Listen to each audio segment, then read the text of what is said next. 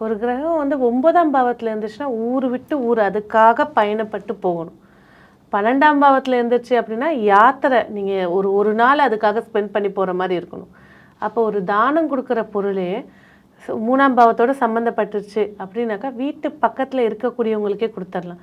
கோவிலில் இருக்கக்கூடிய பிச்சை எடுக்கிறவங்களாக இருக்கட்டும், நிறைய இடத்துல வந்து பார்த்திங்கன்னா ஆலயத்துக்குள்ளேயே எண்ணெய் இல்லாமலே இருக்கக்கூடிய ஆலயங்கள்லாம் இருக்குது.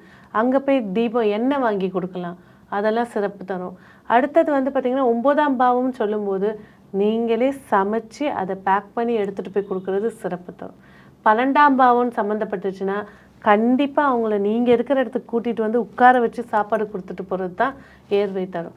ஏன்னா எல்லாருமே ஜோதிடத்தை வந்து ரொம்ப பெரிய விஷயமா பேசிகிட்டு இருக்காங்க.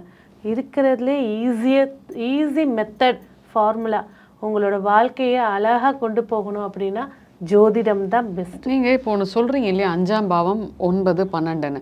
5ஆம் பாவம்னா என்ன, அந்த இடத்துல வந்து என்ன மாதிரி சாப்பாடு என்னவோ சொன்னீங்க, அதை பற்றி கொஞ்சம். இப்போ வந்து பார்த்தீங்கன்னா லக்னம், அதாவது தாயோட கர்ப்பவாசலில் குழந்தையோட தலை தெரிஞ்ச உடனே லக்னம்ன்றதை அந்த நேரம் பார்த்து கணிச்சு கொடுப்பாங்க. ஒரு ஜாதகம் எப்போவுமே எல்லாருக்கும் தெரியும், 12 ராசிகள் தெரியும். லக்னம்னு போட்டுட்டிங்கன்னா 12 பாவங்கள்.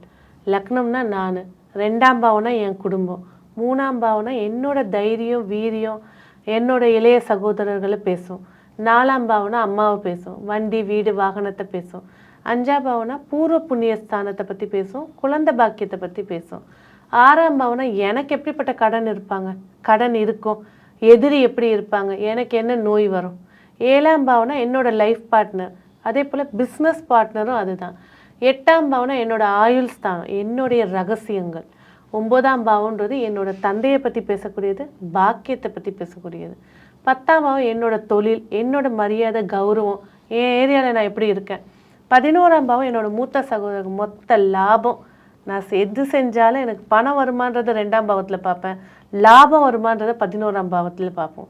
12ஆம் பாவம் அயன சயன போக மோட்ச விரயஸ்தானம்.